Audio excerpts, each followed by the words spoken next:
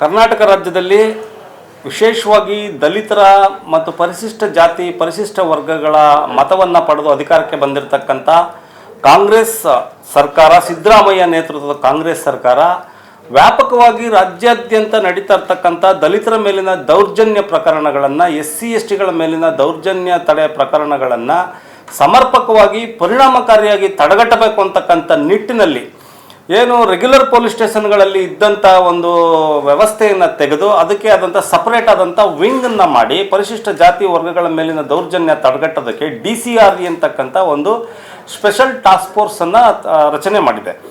ಆದರೆ ಅದನ್ನು ರಚನೆ ಮಾಡಿದ ಮೇಲೆ ಅಲ್ಲಿಗೆ ಒಬ್ಬ ಸಮರ್ಥವಾದಂಥ DGP ಅವರನ್ನು ಹಾಕಬೇಕಾಗಿತ್ತು. ಅಲ್ಲಿ ರಾಮಚಂದ್ರ ರಾವ್ ಅಂತಕ್ಕಂಥ ಒಬ್ಬ DGP ಅವರನ್ನು ಹಾಕೋದ್ರ ಮುಖಾಂತರ ಅಲ್ಲಿ ಆ ರನ್ಯಾರಾವ್ ಅಂತಕ್ಕಂಥ ಒಬ್ಬ ಜೈಲು ಪಾಲಾಗಿರ್ತಕ್ಕಂಥ ಮತ್ತೆ ಸ್ಮಗ್ಲಿಂಗ್ ಮಾಡಿರ್ತಕ್ಕಂಥವರ ತಂದೆಯನ್ನ ಅದರಲ್ಲಿ ಅಲಿಗೇಷನ್ ಆಗಿ ಮುಜುಗರಕ್ಕೀಡಾಗಿದ್ದಂಥ ರಾಮಚಂದ್ರ ರಾವ್ ಅಂತಕ್ಕಂಥ ಒಬ್ಬ ಭ್ರಷ್ಟ ಅಧಿಕಾರಿಯನ್ನ ಅಲ್ಲಿಗೆ ಹಾಕಿದ್ರು.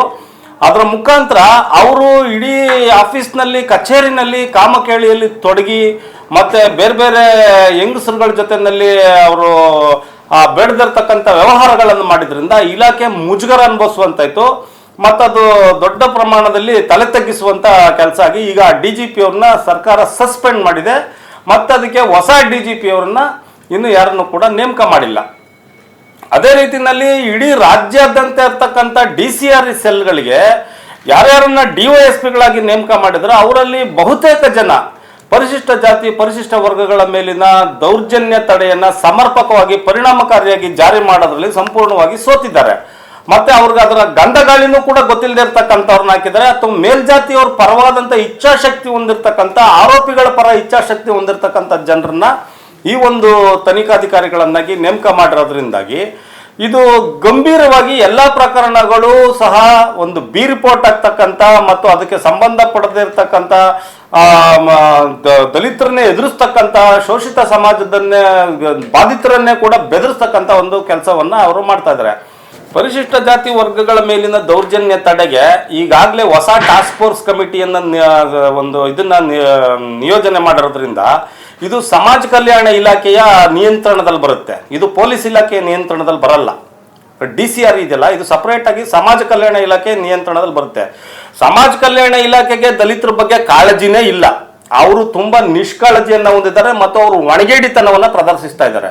ಮತ್ತು ವಿಶೇಷವಾಗಿ ಏನು HC ಮಹದೇವಪ್ಪ ಅವ್ರದಲ್ಲ, HC ಮಹದೇವಪ್ಪನವರು ಸಮಾಜ ಕಲ್ಯಾಣ ಮಂತ್ರಿಯಾಗಿ ಈ ಇಲಾಖೆನ ತಮ್ಮ ನಿಯಂತ್ರಣಕ್ಕೆ ತಕೊಂಡಿಲ್ಲ.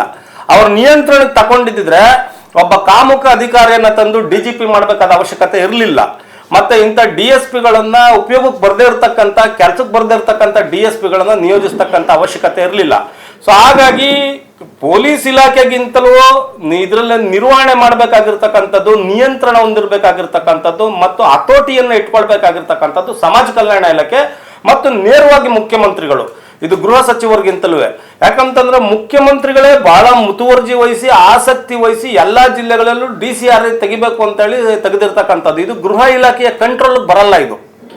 ಸೊ ಆದ್ರಿಂದ ಸಮಾಜ ಕಲ್ಯಾಣ ಇಲಾಖೆ ಮತ್ತು ಏನು ಮುಖ್ಯಮಂತ್ರಿಗಳಿದ್ದಾರೆ ಅವರ ಒಂದು ಕನಸು ಮತ್ತು ಮಹತ್ವಾಕಾಂಕ್ಷೆಯ ಯೋಜನೆ ಆಗಿರ್ತಕ್ಕಂಥದ್ರಿಂದ ಅವರು ಇದ್ರ ಬಗ್ಗೆ ಗಂಭೀರವಾಗಿ ಕ್ರಮ ತೆಗೆದುಕೊಳ್ಳಬೇಕು ಅಂತಕ್ಕಂಥದ್ದು ನನ್ನ ಒತ್ತಾಯ ಇದೆ. ಕರುನಾಡು ಟೈಮ್ಸ್ ಚಾನೆಲ್ನಲ್ಲಿ ಸುದ್ದಿ ಮತ್ತು ಜಾಹೀರಾತು ನೀಡಲು ಈ ನಂಬರ್ಗೆ ಕರೆ ಮಾಡಿ.